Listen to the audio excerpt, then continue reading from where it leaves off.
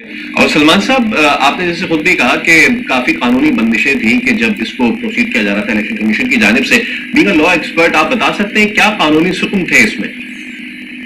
دیکھیے ایک ہی آپ فی الحال اگر سامنے رکھیں، الیکشن ایکٹ 2017 کا سیکشن 137(4) یہ کہتی ہے کہ گوشواروں کے حوالے سے اگر الیکشن کمیشن کو کوئی شکایت ہے تو مقدمہ اگر دائر کرنا ہے تو اس کے لیے حتمی مدت جو ہے وہ 120 دن ہے.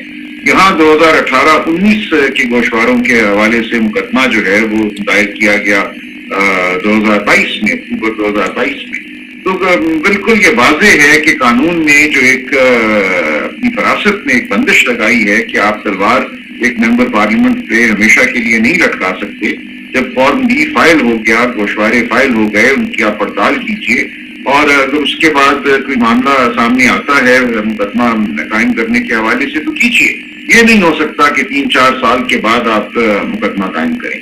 تو میری نظر میں یہ معاملہ اتنا بنیادی ہے کہ اس کے ہوتے ہوئے یہ ٹرائل نہیں چلنی چاہیے تھی، اور یہ ان غلطیوں میں سے ایک غلطی ہے جو ٹرائل کورٹ نے کی. یہ معاملہ ٹرائل کورٹ کے سامنے تھا اور ٹرائل کورٹ کو اس معاملے کا فیصلہ کر کے ٹرائل نہیں کرنی چاہیے.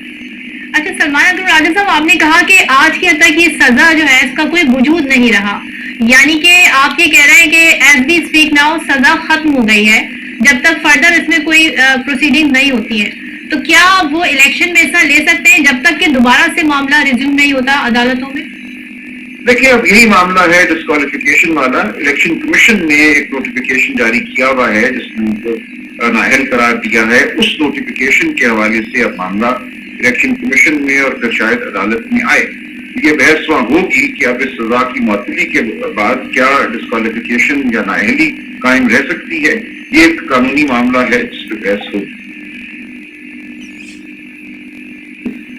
ٹھیک ہے، ہمارے ساتھ ہی موجود رہیے گا. اب تک کی سب سے اہم ڈیولپمنٹ اور وہ یہ کہ اسلام آباد ہائی کورٹ نے چیئرمین پی ٹی آئی کی سزا معطل کر دی ہے اور سزا معطل کرتے ہوئے انہیں رہا کرنے کا بھی حکم دیا ہے. اس وقت تحریری فیصلہ لکھا جا رہا ہے. اس وقت ہمارے ساتھ موجود ہیں ماہر قانون توسین مفتی صاحب، ان سے بات کریں گے. السلام علیکم. بتائیے گا آپ کی کیا ریڈنگ ہے آج کے اس فیصلے کی، اور اس وقت یہاں پر یہ سوال اٹھ رہا ہے کہ سزا معطل ہو گئی ہے، سزا ختم ہو گئی ہے، نااہلی برقرار ہے یا نااہلی ختم ہو گئی؟ آپ کیسے ایکسپلین کریں گے آج کے اس فیصلے کو؟ دیکھیے، جو ٹرائل کورٹ نے فیصلہ کیا تھا اس کے 3 کانسیکوینس تھے، ایک کنوکشن، ایک سینٹینس اور ایک ڈسکوالیفیکیشن. جو کنوکشن ہے وہ سٹینڈ کرے گی اس وقت تک جب تک کہ مین اپیل کا فیصلہ نہیں ہوگا، اور اسی طرح ڈسکوالیفیکیشن بھی ڈیپینڈنٹ ہے مین اپیل کے فیصلے کے اوپر، کیونکہ آرٹیکل 62H ہے کانسٹیٹیوشن کا، یہ ڈسکوالیفیکیشن 62H کے تحت انٹیل کرے گی.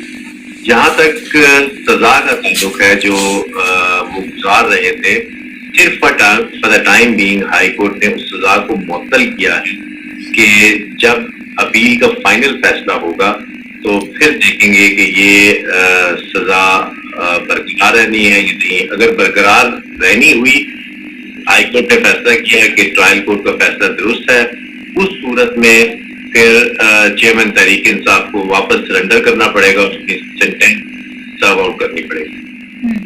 اور یہ بھی بتائیے گا جو نااہلی آپ نے کہا کہ نااہلی ان کی ہو گئی تھی جب الیکشن کمیشن نے اس حوالے سے فیصلہ دیا تھا، وہ نااہلی برقرار ہے. اب بابر امان یہ کہہ رہے تھے کہ بطور چیئرمین تحریک انصاف ان کی حیثیت بحال ہو گئی ہے. جی ایسی بات نہیں ہے. وہ ڈسکوالیفیکیشن جو ہے وہ جب مین اپیل کا فیصلہ توشہ خانہ کیس میں ہوگا اس وقت ڈیسائیڈ ہوگا کہ ان کی ڈسکوالیفیکیشن ختم ہوتی ہے یا نہیں. اور یہ فیصلہ اب اسلام آباد یہ کرے گی یا اس آج کے فیصلے میں درج ہوگا کہ اب یہ جو پروسیڈنگز ہیں توشہ خانہ کی وہ اسلام آباد ہائی کورٹ کرے گا، اب ٹرائل کورٹ میں نہیں چلے گا یہ معاملہ؟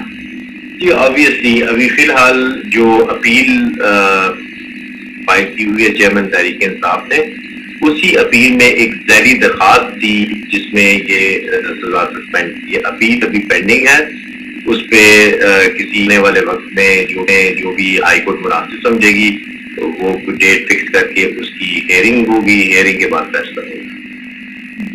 اور آپ کے خیال میں جو پچھلے جو کیسز رہے ٹرائل کورٹ میں جس طرح سے معاملہ چلا اس پر تحریک انصاف کی وکلا کی ٹیم نے تنقید کی، اور جب بھی ظاہر ہے وہ اس فیصلے کے خلاف اسلام آباد ہائی کورٹ بھی گئے، حق دفاع کہتے ہیں ہمیں نہیں دیا گیا، اب جب آگے معاملہ چلے گا تو اب انہیں اپنی طرف سے ایویڈنس بھی پیش کرنی پڑے گی, گواہ بھی پیش کرنے پڑیں گے. وہ تمام تر جو وہ کہہ رہے تھے کہ ہمیں ڈیو پروسیس نہیں دیا گیا, اس کا حصہ بننا پڑے گا. دیکھیے بات یہ ہے کہ جب ہائی کورٹ میں اپیل کی ہیئرنگ ہوگی تو اس وقت ہائی کورٹ دیکھے گی, دو باتیں دیکھے گی. نمبر ون کہ اگر فرض کرے وہ کہتے ہیں کہ جی ہمیں رائٹ آف ہیئرنگ نہیں دیا گیا, تو اس میں جو اکیوز یا ان کے لائرز ہیں ان کا کنڈکٹ بھی کورٹ دیکھے گی, کیونکہ جو کرسری سی نظر میں نے آرڈر شیٹ پہ ڈالی ہے, جس دن فیصلہ دیا گیا اس دن وہاں پہ کوئی آرڈر شیٹ کے مطابق موجود نہیں تھا. تو دوسرا یہ دیکھے گی کہ کیا اگر فرض کریں کہ وہ خود غیر حاضر ہوئے ہیں تو ان کی اپنی غیر حاضری سے کیا اس پہ اثرات مرتب ہوتے ہیں. یہ سارے چیزیں دیکھ کے, سارے اینگل دیکھ کے ہائی کورٹ فیصلہ کرے گی.